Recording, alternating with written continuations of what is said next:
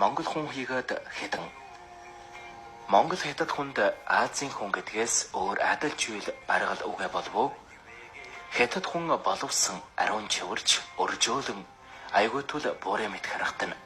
Монгол хүн бүдүүлэг болох сэтгэл хатуу айгуутул жирлэг мэт харахтана.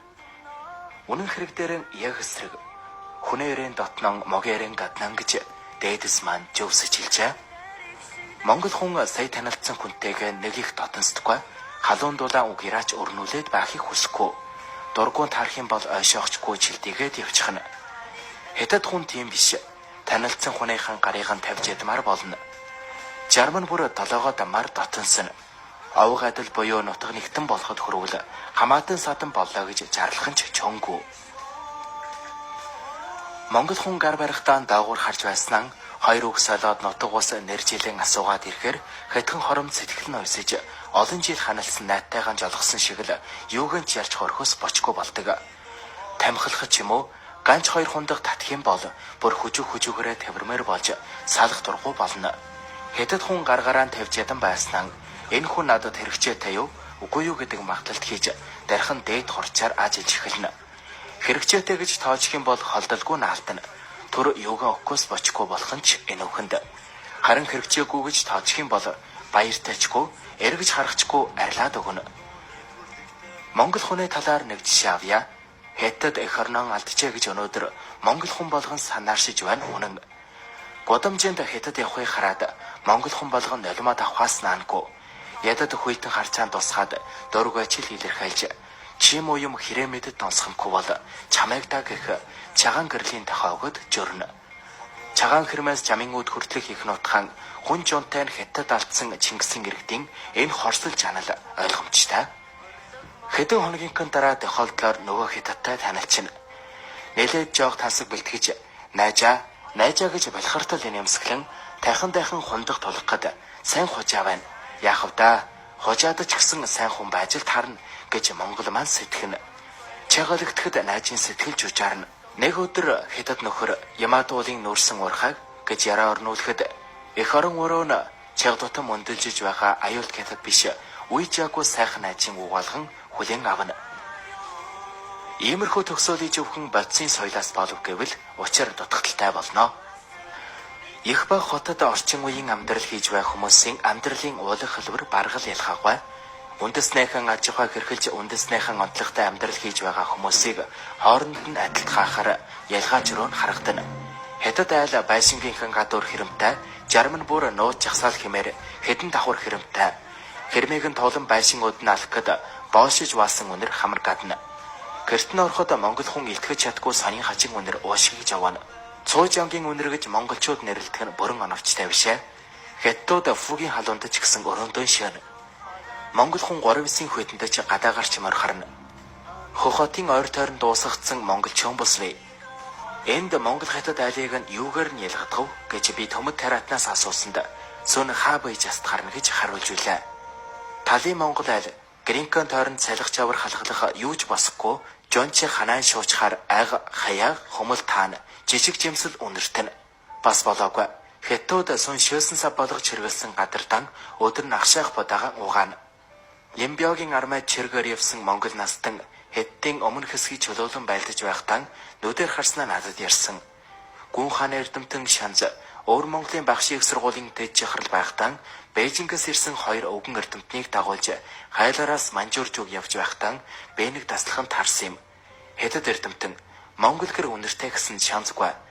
Танай хятад сүн шилсэн савндан өдөр нь будаага угаадгийг бодвол гайгүй биш үү гэсэнд өвгөн эрдэмтэн аман алгадуулсан шиг нам болов. Ийм бохор хүмүүс монголчуудыг үнэр танартай гэж адлах нь сонио. 1980-ад оны сүүлчээр би агуй хүүхдийнхээ хамт нутаг боч гэж чулуулалт хаалга хотноо монголоор яриад явж байсанд модон сүудэр цэрүүчид суусан төмөр жамын азалтан агуй. Арга ажрын монголчууд бүр шингэг үнэртэй пайгж согтгонхийнхоор согтгонж байсан нь санаанаас гардаггүй. Сууршил соёл зөвхөн хятадынх биш харин хаттын сууршил соёл гэвэл өөр үндэстэнд байхгүй. Олон зуун жилийн явцад адилхан иргэншилд адил бүсийн соёл төлөвшөлд байжээ. Хятад соёлд олон юмнаа гадна үжигдэл хийгээд дотн үнэн байдал нь яг тонгороо байдаг. Ямар сайндаа хятад ухааны ахвалсан сүнзийн бичигд үнэн хэмээгч худал булаа, худал хэмээгч үнэн болоо гэж бичгэв. Энэ нь нүүдэлчдийн бодох хэлэг хийх гурав нь адилхан байдгаас эрс өөр. Хятад хүн нэг өнгийг хараад хар гэвэл үнэндээ цагаан буюу хөг гэж бодож байх жишээтэй. Тонс ангиж хурууг ажиглах гин энгийн буюу муугаар үнэлж байна гэж ойлгоход буруутахгүй. Монгол хүнээ дотор маш ч мөрөгжлийн мамаачтал ажил явдал орохоор ийм сэтгүйтэй байдаг. Балуурхай мутраунд арас авдаг хотоогийн хятад засгийн ордонд алав хашиг цагаан хоол авчтай сэхэтэн хятад бүр ингэж хэлнэ. Энэхүү өчүүхэн гэхэд том гэхэд өчүүхэн махинд хохорд цвитгүй монгол хүн гэж бараг байдаггүй. Хятад хүн өржөөлөн аягуйтул буурэмэд харагдвч үнэндээ хятад чих хэрчгээ харгас амь хувийнхаа төлөө өвхөс бочгоо хүмүүсийг хорвоогоос ирээд олохгүй болов. Хятадууд 1968 оны өвлөөс 1999 оны хавар өвөрлөгчдийг хомрлон устгах хадгалгаа явуулжээ. Үгсэн хүнээ тавг бүртгэгийг төр байлж эрүү таминк нь харгас хэрчгээ байдлыг л харъя. Эремийн амьдралдаа нүүдэлчин монголчуудыг дэндүү дураар гэж үждэг сууршил хятадууд бэлэг гэдэг юм чанаасаа хорсолтой юм шиг байдаг нь бэлгийн тал чөлөө дураараа байж чаддгүй нь болоод ч тэр юм уу бүү мэд. Монгол бүсгүйчүүдийг хүдснээхээ дараа омайг нь мод төмөрөөр сэтэлж хайна. Иймэрхүү жишээ 1891 онд Жусат Жовуд хоёр амьд гарсан Жиндажо буюу улаамалгайтай хэтлэхийн үеэрч тоолхийн аргагүй олон гарчээ. Ордос хүүхэн байшуужингийн хятадууд хүчснээхээ дараа төмөр шилгүүрийг омайгаар нь оруулаад гэцийг нь татан гаргажээ. Хөлбөмбөр аймгийн нэгэн монгол бүсгүйгийн омайд Путин тавьж жимдэг болгожээ. Дархан момынгийн холбоод хошууны Баян овооны 3 дугаар бригадын малчин Эренчин доржийн омайгийг гоотуугаар сэтэлж тойлоор тарчглан алжээ. Сүнэд баран хошууны Баян зүрх сумны Баян тал бригадын малчин хорлогийнхыг ээж хүү хоёрыг аав бэр хоёулыг хүчээр хорчил хийлгэжээ. Аав нь худагт харээж барин боож хөөд хүүн месээр өөрийгөө хороож ээж нь солиоров. Үүшийн хошууны тугалтай бригадын малчин чолмон балдан сумны катер дорв нарыг ээлжиг хаатай хорчлуулж таны монголчууд малаас ямар ялгаа тавьж харааж байжээ. Монголчуудын сайн мэддэг Арен хотыг 1960-аад онд Боогволян гэдэг хятад нэртэй монгол хүн даруулж авсан юм.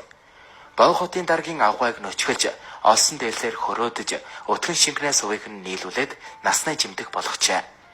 Хятадын харгас бэлэг хүйсэн дээр л биш амь насан дээр бүр тод харагдана. Тамлагдахдаа явж бахарсан хүнээ хөлийг огтлох, өчгөлгүй бол жих хамрыг нь огтлох, шүдийг нь хавчуураар өдөөн авах. Толгойд нь хадаас хатах нь ердийн л там болсон ажээ. Өөр Монголын засгийн ордны тамгийн газрын дэд дарга Гарвуулсингагваг юм шүдийг хээлтгүйгээр өгтөн авснаас шархан ховлж 7 хоногт нас барсныг хүүн Батуу олон жилийнхэн дараа надад дурсан ярихтаа нулимс чинэглүүлж байлаа. Бат бид хоёул өөр Монголын боловсролын яамд 10 жил хамт ажилласан. Манай гургуултай сумны катер Арвжагийн толгойд 4 хадаас хатсныг хадлахын дараа амтнаарч авч чадгүй болж хадаастай хүн болжээ. Арвжаагүй аавтай найз болохоор манайхаар банк орж гардаг байсан бөгөөд охин нь сэчин гэрэлтэй би дээд домжид нэг ангид сурч байсан. Паншуу их мах хятад дөрүүд хошуурай Баян овоо сумны нарийн бичээч норов замсууг байгийн нурууг зүсэж давс хийснийхэн дараа хүн гаганж байна хэмээн улисын илүүрээр хайрж тамлан жаваач хороожээ. Би үндэснээ өшөө хорсол их хэтлэхийн түүхийг бичиж байгаа биш.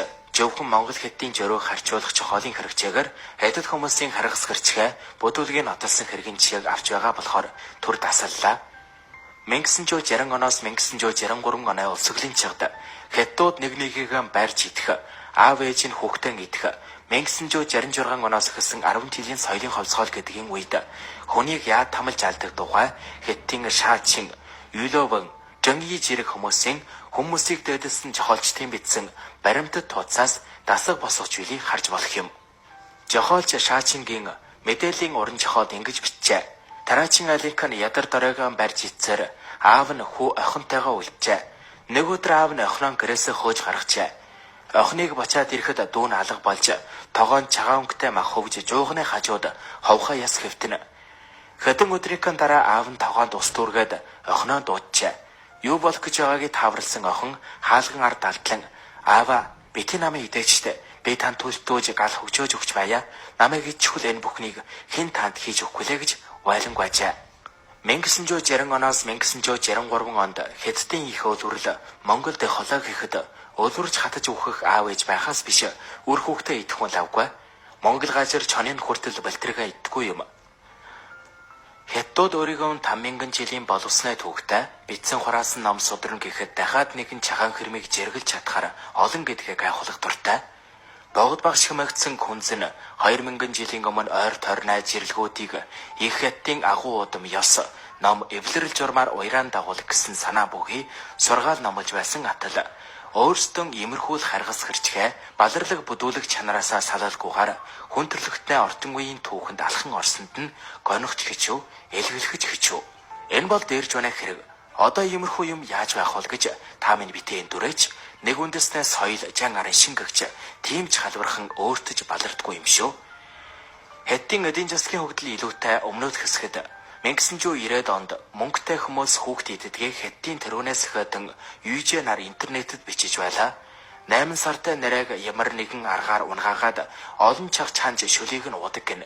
Энэ нь хүний бэлгийн чадварыг чангруулах төдийгүй залуужуулдаг гэж итгэдэг юм байна. 20 дугаар зуунд ямар болж байгаагийг та нарт ойлгуулах нь ч илүү биш болов уу?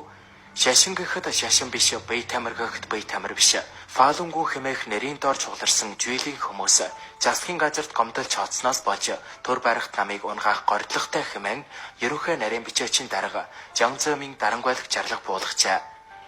Өөр Монголд илэрж байсан жирлэг чанар нь Фалунгунгийн хишгүүдийн бие дээр тавтагдлаа. Интернет хөвлийн ухаант намыг эсэнтэй шүгэмжлэх нь намын жарим жургаан нүрд Фалунгуны хөлмөгдүүлсэн гэсхийг ингэж бичжээ. Галасаагчаар хөхөнд овчийг нь түлдэг. Борхойг умайд нь чихдэг. Шүдний дөрвөн шаасыг нэг болгон уяад толгойг нь умайд оруулж эргүүлэх. Галын төмөр шилүүрээр умайг нь чивчилдэг. Хоёр хөхийн толгойг нь төмөр утсаар хилгээд жахалгаа нэвтрүүлнэ. Хятадын имерхүү харгас гэрчгээ чанарыг олон мянган жил феодалын хагдмал нойрхолд нухлагдан бохондлон хураад жавшаан голохоор гэнэт дэлгүрэл үүсэж байгаа гэж Хятадын эрдэмтэд тайлбарсан бэ. Энэ бол нийгмийн байгууллагын талаас тайлбарсан хэрэг юм. Нийгмийн байгууллага хийгээд үндэсний жан чанар бол үнэндээ хоёр өөр явдал. Хятадын эрдэмтдийн тайлбарлалд үнэнээ хавтай юм бол харангуй хаалттай коммунист нийгэмд хэвээр байгаа Хятад улсад хэжээ нэгэн өдөр дэлгүрэлт үүснэ гэсэн үг.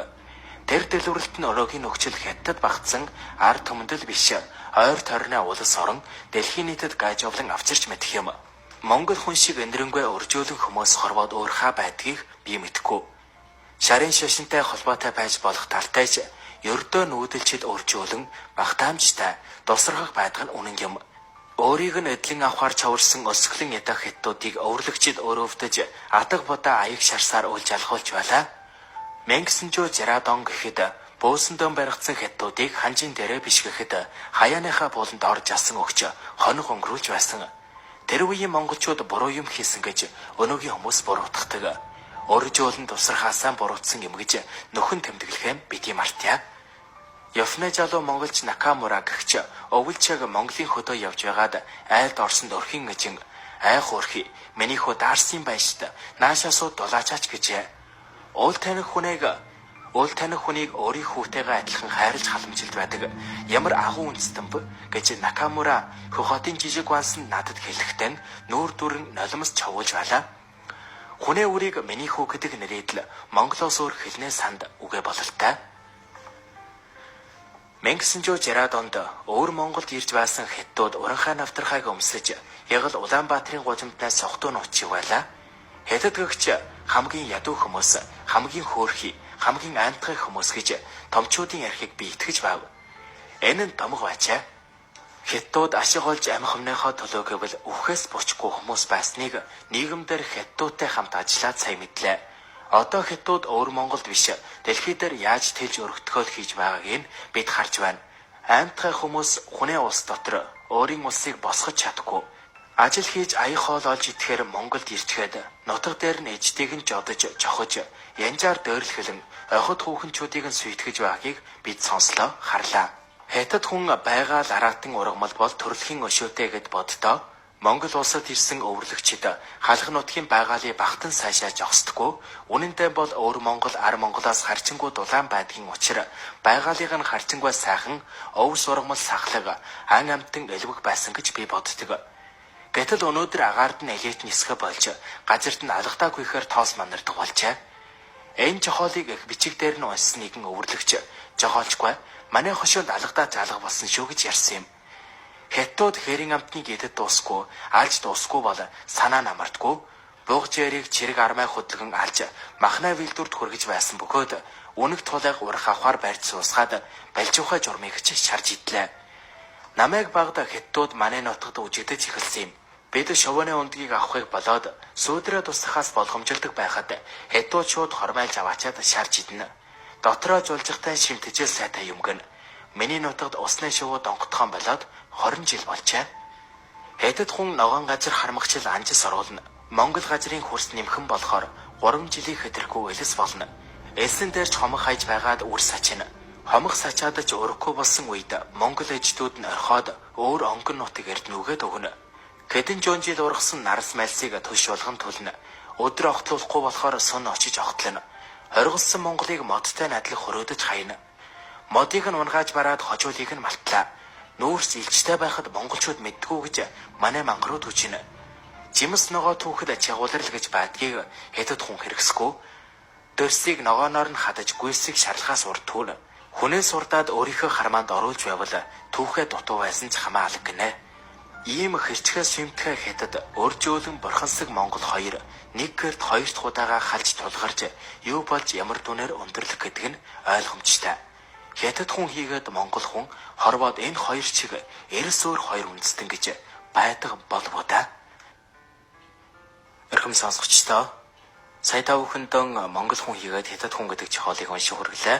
Энэ чигийн нэвтрүүлгийн түрээд өндөрлж байна. Маргааш баяртай үлжий. Баяртай сонсогчдоо.